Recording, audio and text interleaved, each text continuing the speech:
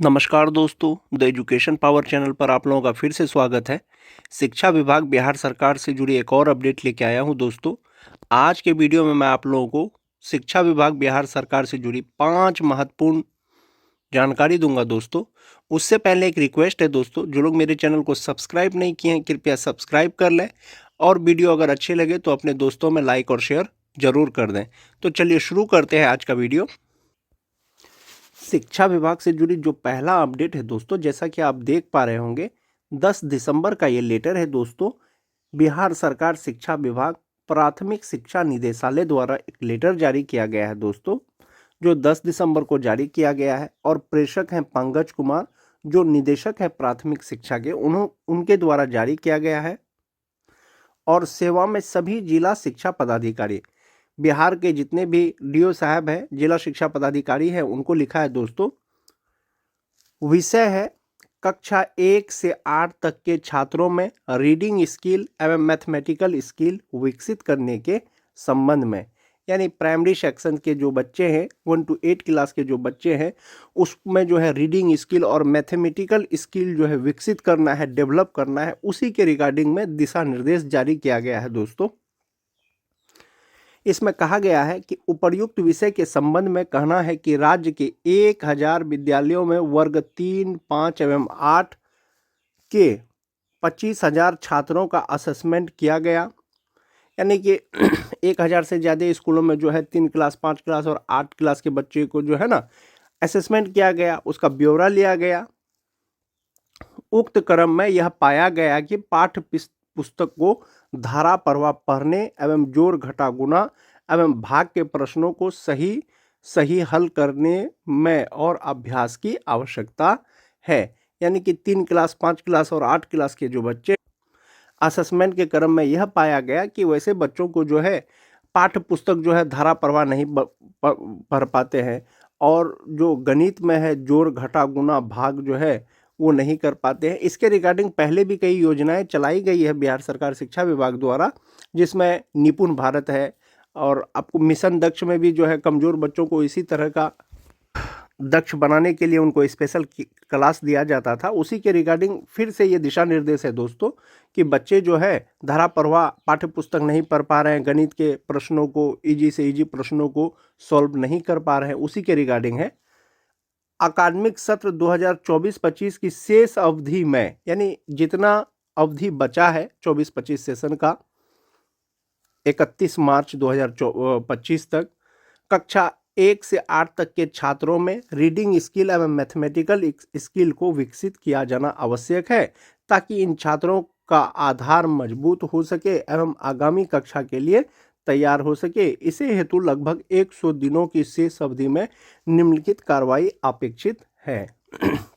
जितना समय बचा हुआ है इस सत्र का, उस सत्र में बच्चों का जो है रीडिंग स्किल और मैथमेटिकल स्किल को विकसित किया जाना है, ताकि उसका जो आधार है ना वो मजबूत हो सके और आगे कक्षा के लिए वो तैयार हो सके। और लगभग 100 दिन शेष है इस सत्र में और उसका दिशा निर्देश है।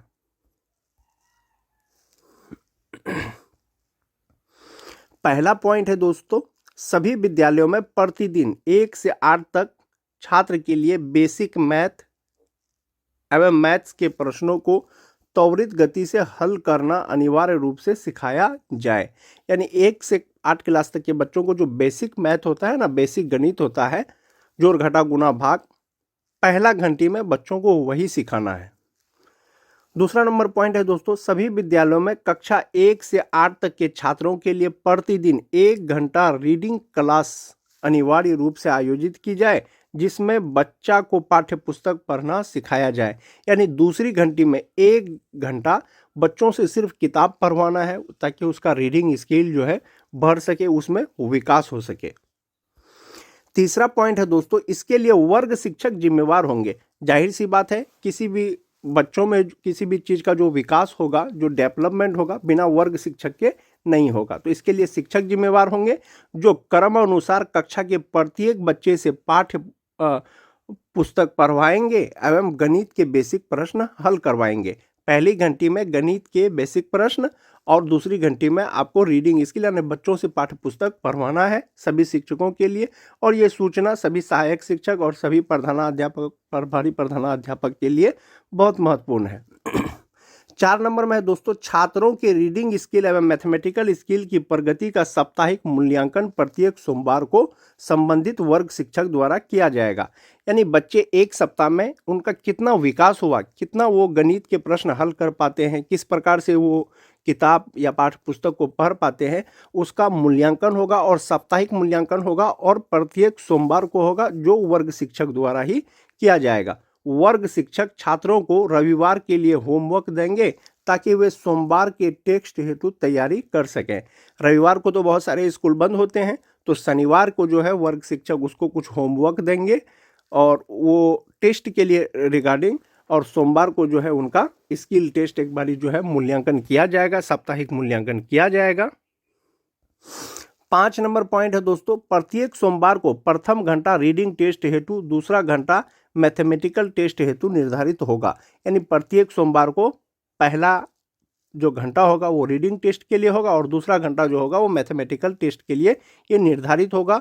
यानी ये जो रूटीन है विद्यालय का रूटीन, उसमें इस चीज़ को दोस्तों शामिल कर लेना है। और जो 6 नंबर का पॉइंट है दोस्तों, SCERT के परामर्श से टेस्ट पेपर तैयार किया जाएगा। यानी SCERT से परामर्श करके उससे जो है मिल करके टेस्ट पेपर तैयार किया जाएगा। यानी कि बच्चों का टेस्ट किस प्रकार से लेना है साप्ताहिक मूल्यांकन में, या हिंदी या रीडिंग स्किल या मैथमेटिकल स्किल जो डेवलप हो रहा है बच्चों में जो है उसका मूल्यांकन कैसे किया जाए, ये SCERT तैयार करेगा। टेस्ट पेपर उपलब्ध कराने की प्रतीक्षा नहीं की जाएगी। यानी टेस्ट पेपर उपलब्ध होगा तो विभाग द्वारा उपलब्ध कराया जाएगा, उसमें समय लगेगा लेकिन उसका प्रतीक्षा नहीं करना है। तब तक वर्ग शिक्षक अपने स्तर से टेस्ट पेपर तैयार करेंगे, तद अनुसार छात्रों का मूल्यांकन करेंगे। और सोमवार को जो है वर्ग शिक्षकों को सोमवार से बच्चों का मूल्यांकन करना है।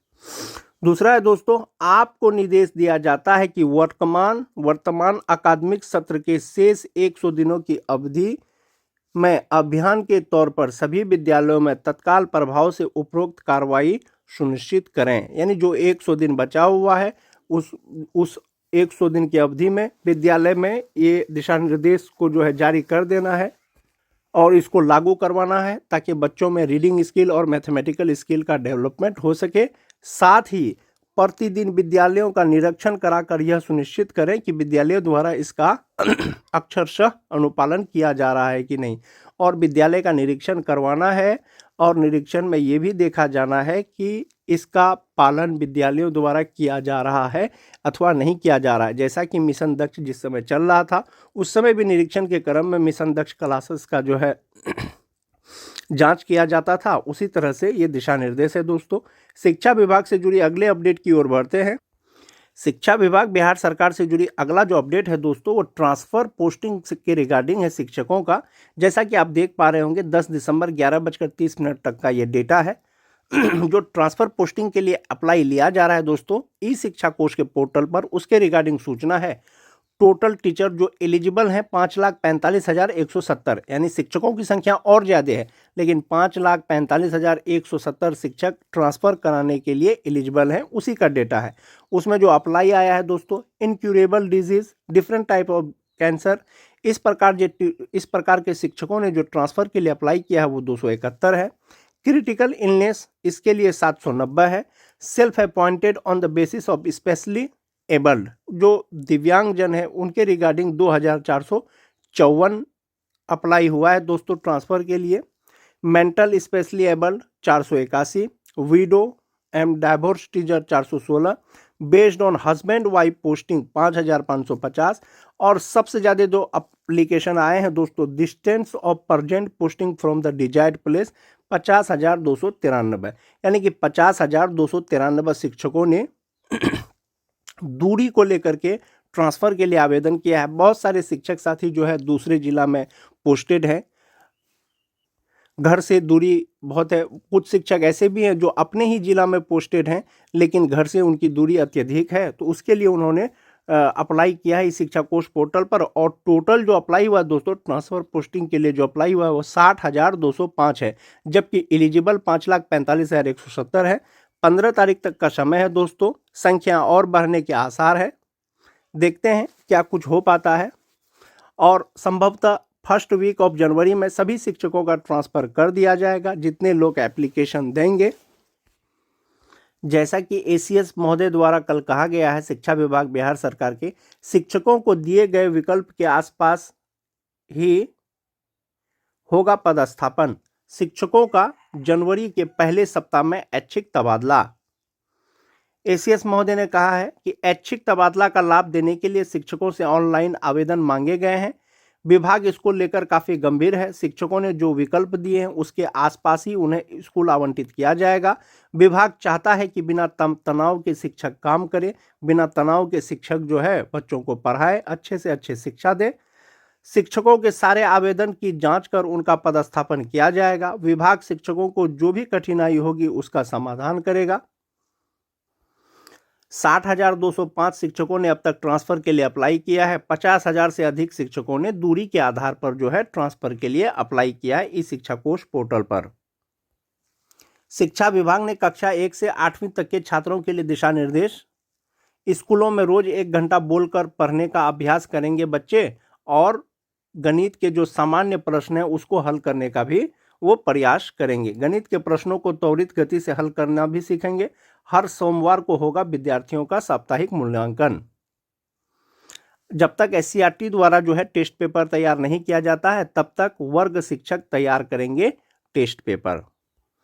तो इस तरह से शिक्षा विभाग द्वारा, बिहार सरकार द्वारा जो है कल कुछ सूचना पब्लिश की गई थी दोस्तों। कुछ दिशा निर्देश शिक्षकों को, प्रधानाध्यापकों को, जिला शिक्षा पदाधिकारी को दिया गया था, चाहे वो विद्यालय निरीक्षण के कार्य का हो या जो रीडिंग स्किल या मैथमेटिकल स्किल है उसका जो डेवलपमेंट में है बच्चों में कैसे करना है, उस प्रकार का दिशा निर्देश जारी किया गया था।